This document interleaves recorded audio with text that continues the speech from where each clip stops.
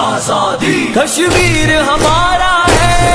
कश्मीर हमारा है, कश्मीर बनेगा पाकिस्तान, टूटेगा तेरा गुलामी का, टूटेगा तेरा गुलामी का, अब होगी सुबह आजादी।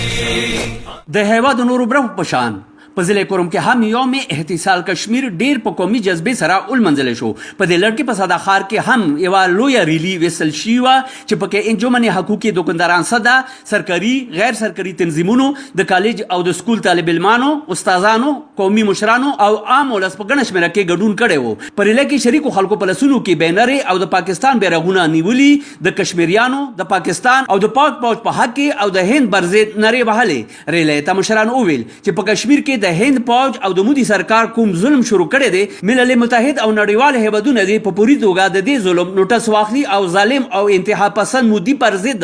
ګامونه پورته کړل شي. په دې هکله د یونیورسيټي یو زده کوونکی سلیم خبر نیوز ته څه داسې وویل: کوم بربریت شروع دی، کومه کرپې هلته شروع دی، د هغې خلاف او د کشمیر عوام سره د یو ځای کېدو حوالې سره د کورمې عوام دا ریلې منعقد کړې وه او دیو دا پیغام ورکړه څکه